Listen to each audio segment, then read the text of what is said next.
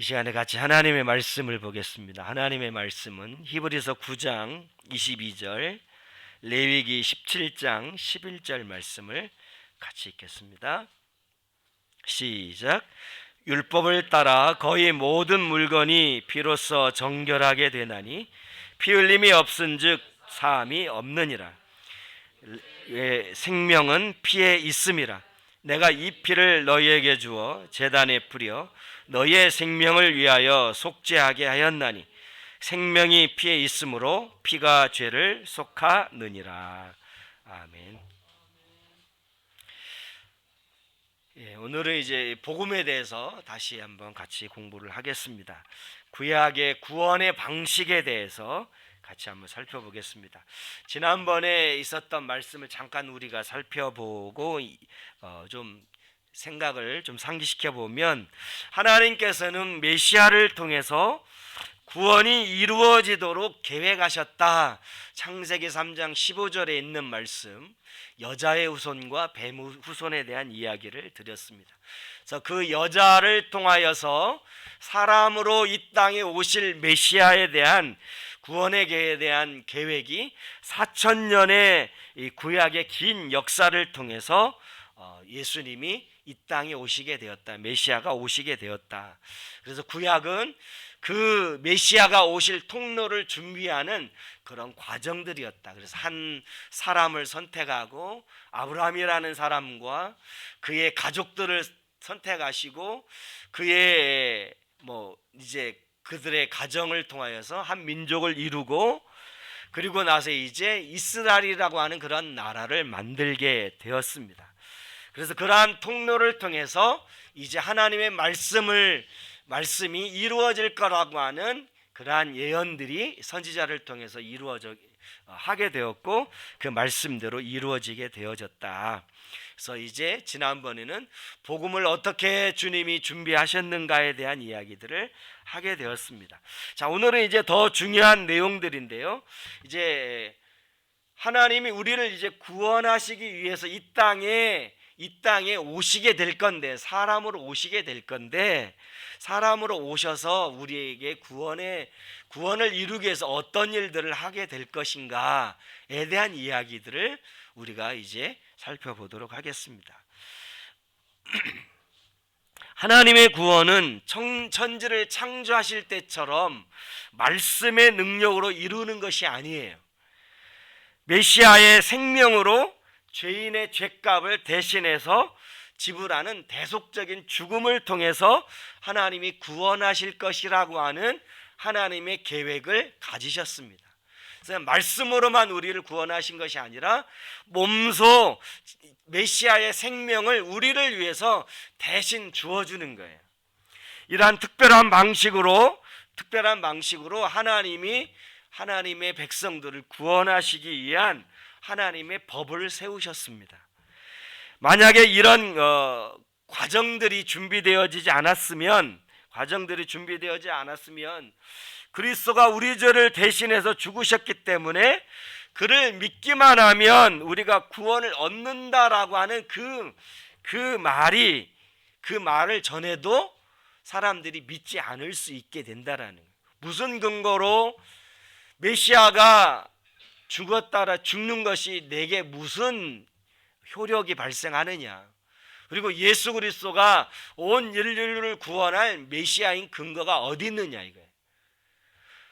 분명하게 사람들이 이치에 맞고 합리적으로 맞아야 이해하고 믿을 수 있는 것처럼 하나님도 이 복음에 대한, 구원에 대한 이 방식을 그냥 사람들에게 어느 날 갑자기 뚝딱 만들어낸 게 아니라는 말이에요.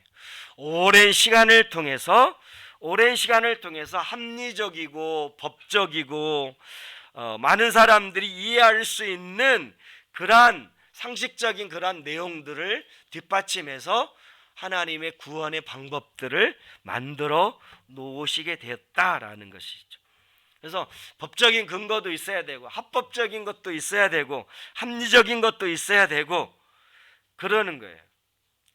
그러니까 모든 사람들에게, 이 땅에 있는 모든 사람들에게, 인종을 뛰어넘어서 모든 사람들이 이 구원의 복음을 들었을 때에 모든 사람들이 다 이해할 수 있도록, 수긍할 수 있도록 법적인 근거가 있어야 됐다는 말이죠. 합리적이어야 되고 또 이것들이 오랫동안 체계를 이루어져야만 됐다라는 거예요. 어느 날 갑자기 되는 것이 아니죠. 우리나라 법도 마찬가지예요. 어느 날 갑자기 이거 합시다 해서 법을 만든다고 해서 되는 게 아니거든요. 그 법을 만들면 그 법을 다듬고 통과하고 나면 시행령이 이루어지기까지 또 몇 달의 시간들이 법적으로 정해져 있거든요. 그리고 나서 비로소 법적인 효력이 발생을 하게 되고 그것이 우리의 삶에 직접적으로 미치게 되는 거거든요. 그냥 이거 합시다 해서 대통령이 이거 합시다, 내가 좋아하는 것이니까 합시다 해서 그 법이 만들어지는 건 안 되는 거예요. 그런 법은 이 땅에 존재하지 않습니다. 존재하지 않아요.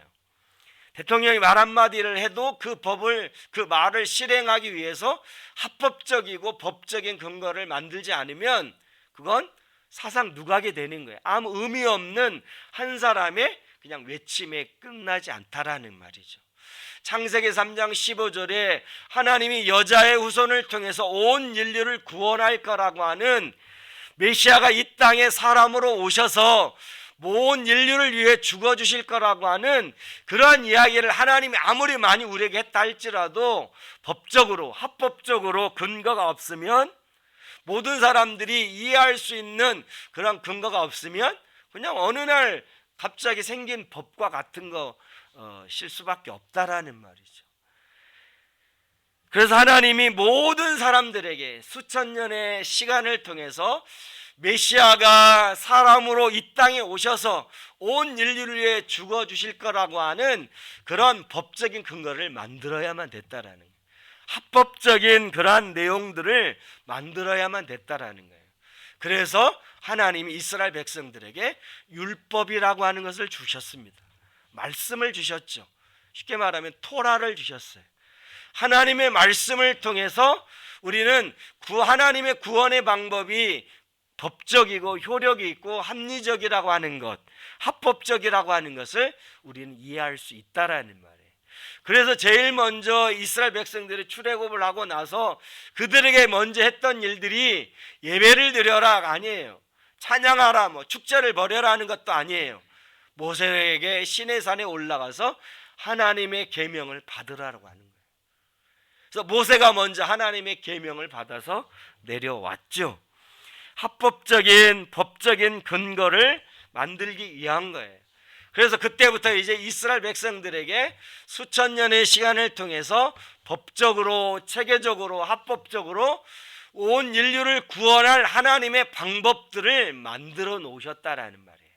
그것이 바로 구약에서 우리에게 법적으로, 합법적으로, 율법에서, 하나님의 구약의 말씀에서 우리에게 이야기하고자 하는, 반복적으로 우리에게 계속해서 이야기하고 있는 구원의 방식은 바로 무엇이냐면 동물 희생 제사예요. 동물을 죽이는 거예요. 로마서 6장 23절에 있는 말씀에 여러분 잘 알고 있는 말씀이에요. 죄의 싹은 사망이요 하나님의 은사는 그리스도 예수 우리 주 안에 있는 영생이니라. 죄의 싹은 뭐예요? 사망입니다. 죄에게 주어질 대가는 죽음밖에 없어요. 범죄한 영혼들은 죽는 것이 당연합니다. 그래서 우리가 늙어서 죽는 게 아니라 죄를 범해서 죽는 거예요. 건강이 안 좋아서 죽는 것이 아니라 우리가 죄를 지었기 때문에 인간의 수명이 어느 순간에 끝나게 된다라는 말이에요. 그 죽음이라는 것은 영원한 멸망과 형벌을 뜻하는 것입니다. 이 죄의 대가는 사망이라는 이 죽음이라는 것이, 이 땅에 죄인이 아닌 사람이 없기 때문에 결국 모든 사람들은 그 영원한 사망에 이르러야만 된다라고 하는 것이 하나님이 세운 법칙이에요. 그래서 모든 사람들은 한번 죽는 것이 하나님의 이치예요. 모든 사람이 다 죽습니다. 우리 모두가 죽어요. 그래서 이 죄에 대한 대가를 치러야만 된다라고 하는 거예요. 인간의 육신의 죽음을 통해서 대가를 지불을 하던, 우리가 이 땅에 살면서 죄의 대가를 지불을 하던 죄에 대한 대가를 지불해야 되는 거예요. 그래서 누군가 이제 이 죄의 대가를 지불하지 않으면 우리는 그 죄의 대가를 우리 스스로가 그것을 짊어져야만 된다라고 하는 것입니다. 근데 하나님께서 정하신 법은 바로 무엇이냐면, 하나님께서 죄인 된 사람들을 살리기 위해서 다른 이가 아닌 자기 자신, 메시아로 오실 자기 자신을 대가로 지불을 하는 거예요. 그 대가로 지불로 말미암아서 생명을 내어주는 거죠. 곧 죽어주는 거예요. 대신 죽어주는 거예요. 그것을 성경에서는 피 흘림이다라고 이야기하고 희생 제물이다라고 이야기해요. 오늘 말씀을 다시 한번 읽어볼까요? 히브리서 9장 22절 시작. 율법을 따라 거의 모든 물건이 피로서 정결하게 되나니 피 흘림이 없은즉 사함이 없느니라. 피 흘림이 없은즉 사함이 없다라는 말은 누군가 생명을 대신 내어주는 죽음이 없이는 살 수가 없다라는 거예요. 그러니까 내 죄의 대가를 지불하기 위한 누군가의 희생이 있지 않고서는 내가 그 죄에서부터 자유로워질 수 없다라고 하는 것이죠. 그래서 누군가 내 대신 죽어주는 거예요. 피 흘림이라는 건 내 대신 누가 죽어주는 거예요. 또 다른 존재가 죽어주는 것이죠. 자, 왜 피 흘림이라는 게 왜 중요하냐면 레위기 17장 11절에 육체의 생명은 어디에 있어요? 피에 있다라는 말. 피를 흘렸다라는 것은 생명이 죽었다라는 말이에요. 누군가 내 대신 생명이 희생되어졌다라는 것을 이야기하고 있습니다. 그래서 이 생명의 피가 있기 때문에 피가 우리의 죄를 속하는 우리의 죄를 사할 수 있는 거예요. 피를 흘려야만 되는 것입니다. 근데 누구의 피를 흘려야 되겠습니까? 죄인의 피를 흘리면 안 되겠죠. 죄가 없는 피를 흘려야만이 우리의 죄를 사할 수 있는 효력이 생기는 거예요. 그래서 우리가 피 흘림으로 말미암아 죄의 사함을 받는다라고 하는 것을 속죄를 받는다라고 하는 거예요. 속죄를 한다라는 말은 우리가 값을 지불해서 대신 사는 거예요. 법적인 구속 상태에 구속되어져 있는 사람을 값을 주고 해방시키는 거예요. 자유를 주는 것이 바로 속죄한다라는 거예요. 속죄하는 거예요. 그래서 피 흘림으로 말미암아서 죄로부터 우리가 구속되어졌는데 거기서부터 우리가 자유케 되는 거예요. 해방게 되는 것이에요. 근데 그런 방식으로 구약에 있는 방식으로 이제 메시아가 오지 않았기 때문에, 여자의 후손인 메시아가 오지 않았기 때문에 그 메시아가 피 흘려 죽기 전에 임시적으로 모든 사람들에게 죄를 사할 수 있는 그런 합법적이고 법적인 방법을 하나님이 구원의 방식을 주셨다라는 거예요. 그게 바로 뭐냐면 동물이 나의 대신 희생되어지는 거예요. 동물 희생 제사를 통해서 이제 우리가 임시적이지만 우리의 죄를 사함을 받는 거예요. 그래서 구약에 있는 말씀에 보면 그 죄 사함이 1년 동안 유효해요. 1년 동안 죄 사함을 받는 거예요. 1년에 있는 죄를 갖다가 또 1년이 되면 죄 사함을 받게 되는 것이죠. 구약에는 그러한 동물 희생 제사의 사례들이 많이 등장을 합니다. 그 첫 번째가 창세기 3장 21절에 있는 말씀에 아담과 하와가 범죄했을 때에 그들을 지어준 가죽옷을 이야기하는 거예요. 가죽이라고 하는 것은 가죽을 이야기하잖아요.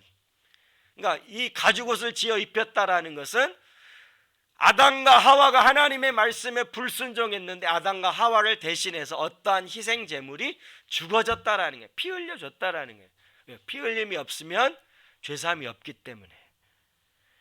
그래서 가죽옷을 지어 입혔다라는 것에 시작이 되는 거예요. 그래서 에덴 동산에서 범죄한 이후부터 하나님께서 그들을 구원하실 방식으로 선택한 게 바로 뭐냐면 동물을 희생해서 피 흘리는 제사를 드리는 거예요. 아담과 하와에게도 그렇게 했죠. 그래서 그리고 나서 두 번째는 뭐예요? 아벨, 그의 아들이었던 아담의 아들이었던 가인과 아벨이 있잖아요. 가인과 아벨의 제사를 통해서 우리는 희생 제사를 더 발전되어졌다는 걸 알 수 있어요. 히브리서 11장 4절에 있는 말씀 보면 믿음으로 아벨은 가인보다 더 나은 제사를 하나님께 드림으로 의로운 자라 하시는 증거를 얻었으니 하나님이 그 예물을 대하여 증언하심이라. 그가 죽었으나 그 믿음으로서 지금도 말하느니라. 그러니까 가인과 아벨은 하나님 앞에 감사의 제사를 드렸어요.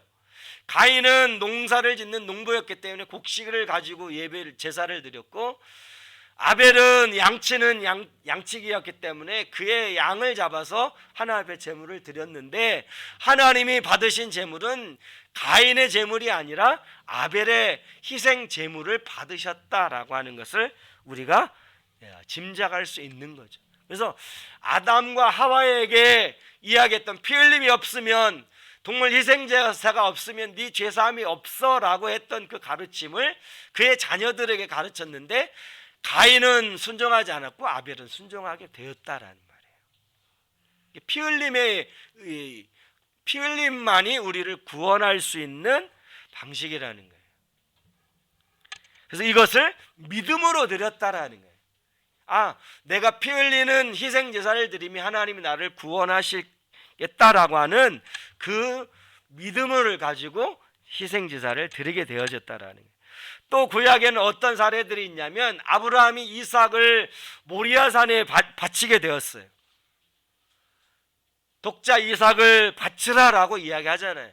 그래서 모리아산에 올라가서 그 장작 위에 자기 아들을 결박하고 칼로 내리치려고 하는 그 순간 하나님 음성이 들리죠. 아브라함아 멈춰라. 네가 이렇게 나를 사랑했으니 네가 나를 사랑하는지 이제 알겠다. 그리고 좌우를 봐라. 그렇게 하니까 수풀에 걸린 수레양이 있었어요.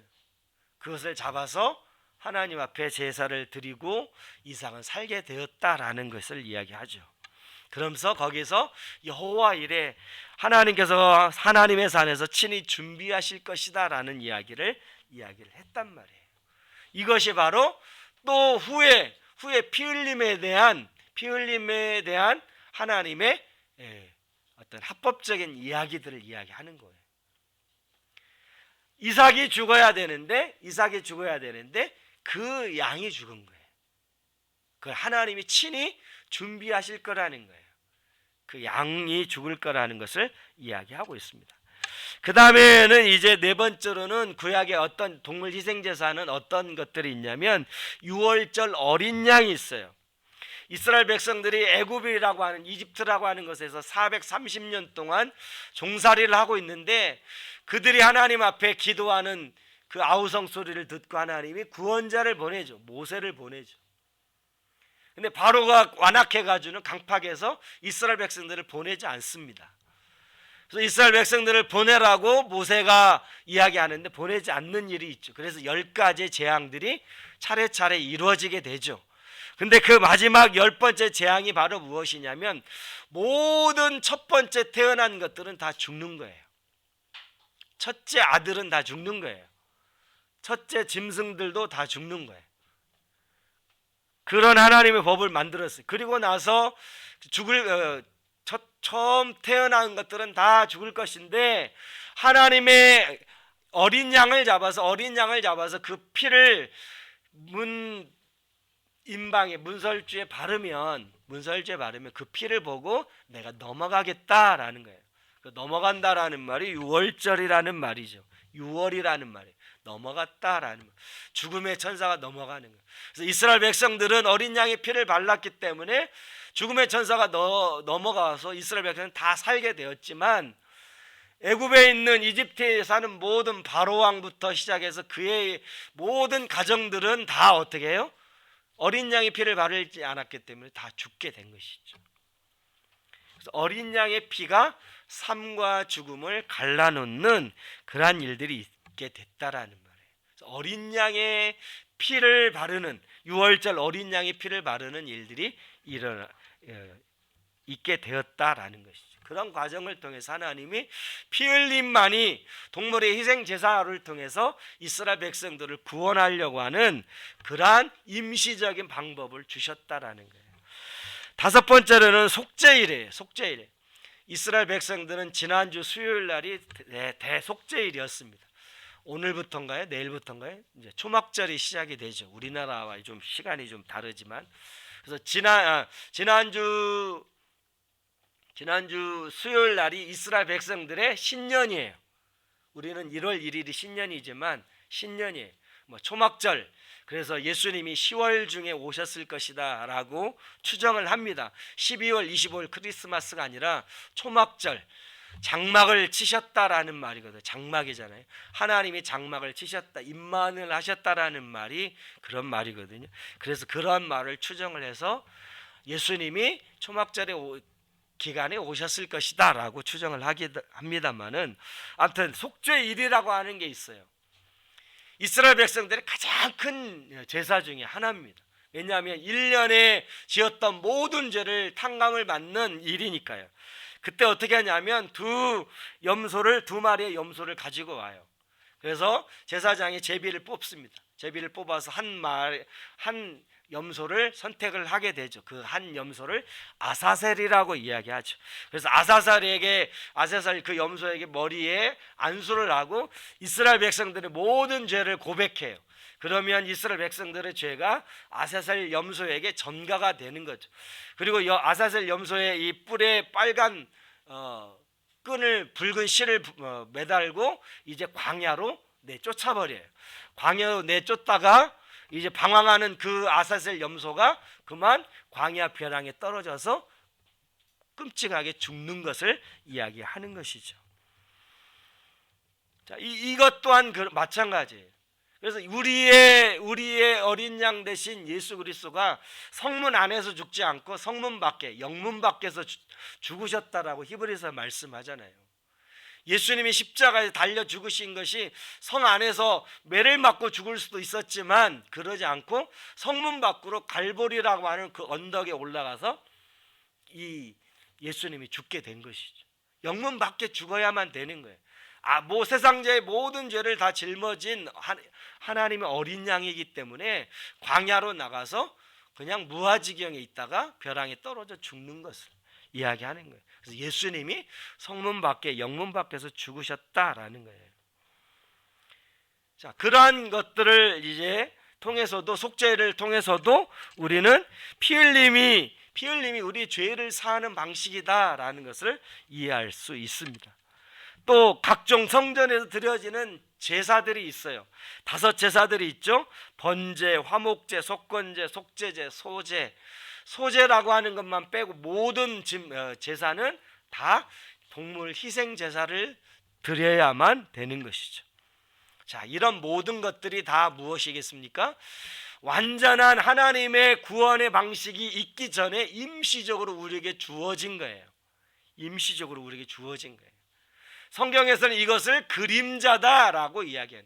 오는 일에 좋은 그림자다라는 게, 구약에 있었던 아담에게 지어졌던 가죽옷이나 아벨의 제사나 아브라함이 이삭을 바쳤던 희생 제사나 모든 성경에 나와 있는 모든 이랬던 희생 피 흘림의 제사들이 우리에게 구원을 위한 예표라는 거예요. 그림자다라고 하는 거예요. 예행 연습인 거예요. 그래서 이것을 행한다 할지라도 구약에는 구원 받지 못한 건 아니었습니다. 1년간 유효했을 뿐이니까요. 그러나 이것이 완전하지 못했고 영원하지 않았다라고 하는 것을 이야기할 수 있죠. 자, 그러면 이것이 신약이 어떤 의미를 가지고 있는 걸 한번 보겠습니다. 아담에게 가죽옷을 지어 입혔단 말이에요. 범죄하고 나서 피 흘림의 역사가 있었단 말이에요. 우리에게도 이러한 피 흘림의 역사가 있고 가죽옷을 우리도 입어야 되는 거예요. 갈라디아서 3장 27절에 있는 말씀 읽어보겠습니다. 시작. 누구든지 그리스도와 합하기 위하여 침례를 받은 자는 그리스도로 옷 입었느니라. 아담을 구원하기 위해서 피 흘려주는 그 희생 제물이 있었던 것처럼 우리의 죄를 구원하기 위해서 피 흘려주신 예수 그리스도가 있었다라는 말이에요. 그 예수 그리스도로 우리는 옷을 입어야 돼요. 예수 그리스도 옷을 입는 것이 바로 침례를 받는 것이다 라는 것을 이야기합니다. 그 다음에 고린도전서 5장 7절을 한번 읽어볼까요? 시작. 너희는 누룩 없는 자인데 새 덩어리가 되기 위하여 묵은 누룩을 내버리라. 우리의 유월절 양 곧 그리스도께서 희생되셨느니라. 이스라엘 백성들이 애굽에서부터 이제 구원을 받는 그 어린 양의 피를 문설주에 발라서 살게 되었는데 그 어린 양이 유월절 어린 양이 바로 예수 그리스도라는 거예요. 예수 그리스도께서 십자가에서 죽으시고 피 흘리신 것이 바로 우리의 마음에 피를 바르는 것과 같은 거예요. 피를 바르는 거예요. 그래서 예수 그리스도만이 우리의 구원자이신 것을 알고 있습니다. 성경에서 말하고 있어요. 그래서 로마서 8장 1절에는 그리스도 안에 있으면 결코 정죄함이 없다라는 거예요. 유월절 어린 양이 바로 예수 그리스도, 그분이 희생하셨다라는 거예요. 자, 요한복음 1장 29절을 읽어보겠습니다. 시작. 이튿날 요한이 예수께서 자기에게 나오심을 보고 이르되 보라, 세상 죄를 지고 가는 하나님의 어린 양이로다. 세상 죄를 지고 가는 하나님의 어린 양이에요.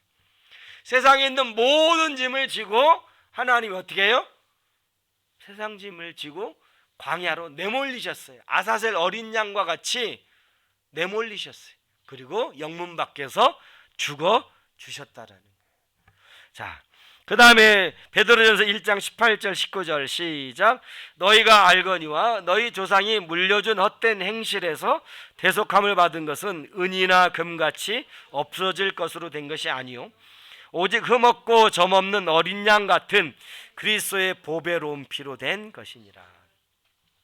흠과 점없는 어린 양 같은 그리스도의 보배로운 피로 우리가 죄사함을 받았다라는 거예요. 피 흘림이 없으면 죄사함이 없는데 구약에 있는 방식은 임시란 말이에요. 한계가 있단 말이에요. 한계가 있다라는 말이에요. 계시록 13장 8절에 죽임을 당한 어린 양의 생명책에 예수님은 죽임을 당하셨어요. 어린 양으로서 죽임을 당하셨단 말이에요. 죽임을 당하셨어요. 예수님은 온 인류를 위해서 피 흘려 주셨다라는 거예요. 왜요? 하나님의 그 법, 피 흘림이 없으면 죄사함이 없어요. 피 흘림이 없으면 우리가 죄에서부터 가리움을 받을 수가 없어요. 죄에서부터 자유케 될 수가 없어요. 해방될 수가 없다라는 말이에요. 예수 그리스도의 십자가의 죽으심은 바로 우리를 죄에서부터 완전히 자유케 하고 해방케 하는 그러한 위대한 역사인 거예요. 자, 근데 이 구약에는 이러한 희생 제사를 드렸는데 황소나 염소의 피로 했단 말이에요. 근데 그 피가 우리의 죄를 능히 없게 할 수 없단 말이에요. 능히 죄 사함을 받게 하지 못하는 거예요. 자, 히브리서 7장 말씀을 보겠습니다. 18절 19절 말씀 시작. 전에 있던 계명은 연약하고 무익함으로 폐하고 율법은 아무것도 온전하게 못할지라. 이에 더 좋은 소망이 생기니 이것으로 우리가 하나님께 가까이 가느니라. 전에 있던 계명은 구약을 이야기합니다. 구약은 연약하고 무익해요. 우리를 완전하게 죄사함을 줄 수 있지 못한단 말이에요. 불완전하단 말이에요. 완전하지 않습니다. 근데 이제 우리가 예수님 앞에 가까이 나갈 수 있는 길이 열리게 되어졌다라는 말이에요. 자, 히브리서 10장 1절 시작. 율법은 장차 올 좋은 일의 그림자일 뿐이요 참 형상이 아니므로 해마다 늘 드리는 같은 제사로는 나오는 자들을 언제나 온전하게 할 수 없느니라. 온전하게 할 수 없어요. 해마다 나와서 지난주에 이스라엘 백성들은 대속죄를 벌이면서 하나님 앞에 회개하며 금식하면서 자기들의 죄를 용서함 받으려고 그렇게 모였지만 그것이 해마다 드려지는 그런 것들이 자기들을 온전하게 할 수 없다라는 거예요. 죄에서부터 온전하게 할 수 없는 거예요. 이것은 그냥 그림자일 뿐이에요. 좋은 일의 그림자예요. 진짜 우리를 구원해야 할 메시아가 이 땅에 오셔서 우리를 구원해야 할 그것에 대한 그림자일 뿐이에요. 이렇게 죽을 거다. 가죽옷을 지어 입혔던 것처럼 메시아가 오면 이렇게 희생 피 흘릴 거야. 아브라함아, 네 아들 이삭을 대신해서 어린 양이 죽은 것처럼 하나님의 어린 양이 대신 죽을 거야. 이스라엘 백성들 애굽에서부터 자유케 할 때 그 어린 양의 피를 발랐던 것처럼 그 하나님의 유월절이 어린 양이 예수 그리스도일 거야. 그것을 이야기하는 거예요. 계속해서 이야기하는 거예요.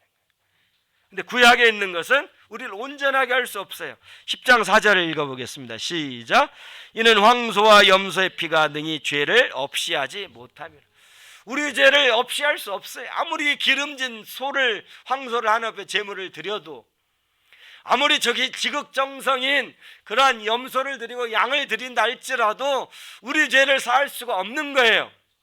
가인이 아무리 좋은 자기의 농사지은 곡식을 하나 앞에 드린다 할지라도 하나님 받을 수 없는 거예요. 왜요?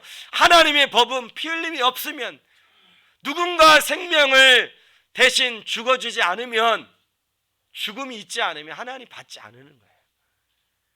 능히 죄를 사할 수 없다라는 거예요. 하나님께서 자신의 형상을 따라 지음받은 사람들을 위해서 동물들이 대신 죄값을 담당하도록 하셨지만 이건 임시예요. 임시라는 말이에요. 임시예요. 근데 온전한 것이 오게 되었다라는 거예요. 온전한 게 오게 되었다라는 거예요. 자, 히브리서 9장 9절부터 10절 시작. 이 장막은 현재까지의 비유니, 이건 비유입니다. 시작. 이에 따라 드리는 예물과 제사는 섬기는 자를 그 양심상 온전하게 할 수 없나니, 이런 것은 먹고 마시는 것과 여러 가지 씻는 것과 함께 육체의 예법일 뿐이며 개혁할 때까지 맡겨둔 것이니라. 이것을 온전하게 할 수 있어요? 없어요? 없어요. 언제까지 맡겨뒀어요? 개혁할 때까지, 진짜가 올 때까지, 그림자이기 때문에 참 형상이 올 때까지 임시적으로 행하고 있었다라는 거예요. 메시아가 오면, 온 인류를 구원할 메시아가 오면, 진짜 십자가에서 희생의 피를 흘리면 모든 인류를 구원할 수 있을 거야. 그 전에 이러이러한 일들이 있을 거니까 너희들이 합법적으로 하나님 법을 정해서 행하라고 말한 거죠. 그러나 합법적이지만 이건 1년밖에 유효하지 않아. 그래서 너희들 하나님 앞에 매번 드리는 수고를 해야만 되는 일들이 있다는 거예요. 임시적이었단 말이에요. 근데 진짜가 왔단 말이에요. 그래서 어떻게 해야 됩니까? 히브리서 10장 5절부터 7절 시작. 그러므로 주께서 세상에 임하실 때 이르시되, 하나님이 제사와 예물을 원하지 아니하시고 오직 나를 위하여 한 몸을 예비하셨도다. 번제와 속죄제는 기뻐하지 아니하시나니, 이에 내가 말하기를 하나님이여 보시옵소서, 두루마리 책에 나를 가리켜 기록된 것과 같이 하나님의 뜻을 행하러 왔나이다 하셨느니라. 하나님이 어때요?